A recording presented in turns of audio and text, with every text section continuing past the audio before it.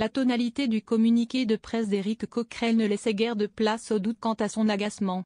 Le parquet de Paris a classé sans suite le signalement qu'avait fait le président insoumis de la commission d'enquête sur le dérapage budgétaire après la non-comparution de l'ex-secrétaire général de l'Élysée Alexis Kohler. Le bras droit d'Emmanuel Macron avait refusé en mars dernier d'être auditionné au motif de la séparation des pouvoirs, entre autres.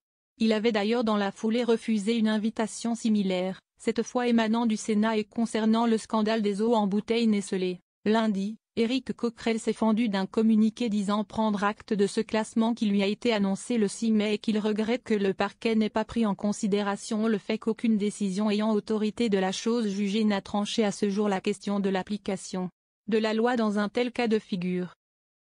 L'insoumis reste par ailleurs persuadé que l'audition d'Alexis Kohler aurait apporté des informations utiles, vu son implication évidente évoquée lors des travaux, et de rappeler que le secrétaire général de l'Élysée avait déjà accepté de répondre à des questions en commission, c'était notamment le cas lors de l'affaire de Benalla.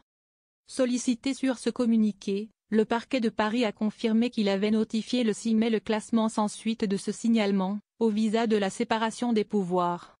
La combinaison de différents articles de la Constitution est analysée comme prévoyant que le Parlement contrôle le gouvernement mais non l'exécutif dans son ensemble, selon le parquet. Cela empêche de considérer comme une infraction le fait de ne pas comparaître devant la commission d'enquête. Pour le secrétaire général de la présidence convoqué en tant que tel et pour répondre sur des prérogatives du chef de l'État, en l'espèce des décisions du président de la République ou la participation de ses services à des réunions dans le cadre de ses attributions, insiste le ministère public. Alexis Kohler a invoqué des problèmes d'agenda, puis le principe de séparation des pouvoirs, selon différents courriers adressés à Éric Coquerel et consultés par l'AFP. Son départ de l'Élysée a été annoncé fin mars. Ce collaborateur historique d'Emmanuel Macron rejoindra en juin la Société Générale comme directeur général adjoint.